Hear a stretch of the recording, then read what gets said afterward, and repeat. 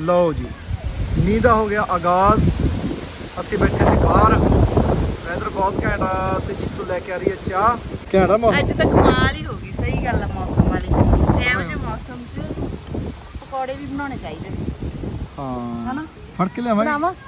ਛੱਡ ਬੜਾ ਫੜ ਲੈਣਾ। ਨਹੀਂ ਨਹੀਂ, ਘਰੇ ਬਣਾਏ ਸਵਾਦ ਆਉਂਦੇ। ਘੈਂਟ ਆ ਪੂਰੇ।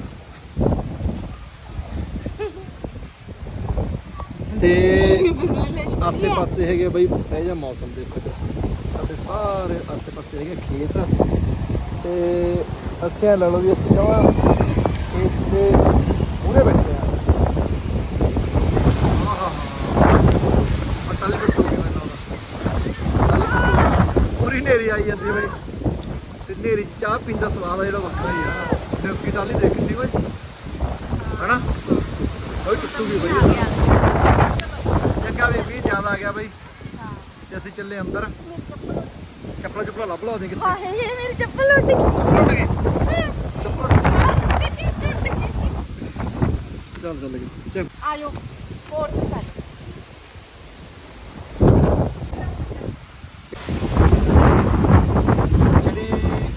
ਜਿਹੜਾ ਮੀਂਹ ਆ ਗਿਆ ਹੋ ਗਿਆ ਵੀ ਜ਼ਿਆਦਾ ਤੇ ਚਾਹ ਤਾਂ ਇੱਥੇ ਪੀਤੀ ਨਹੀਂ ਜਾਣੀ ਹੁਣ ਕਿਉਂਕਿ ਜਿਹੜਾ ਮੀਂਹ ਆ ਮੀਂਹ ਦੇ ਕਣੀਆਂ ਉਹਦੇ ਵਿੱਚ ਪੈਣਗੀਆਂ। ਜਿੱਥੋਂ ਤੋਂ ਗੈਲਰੀ 'ਚ ਖੜ ਕੇ ਜਾ ਕੇ ਮੇਰਾ ਪਿੱਛੇ ਨੂੰ ਦਿਲ ਕਰਦਾ ਸੀ।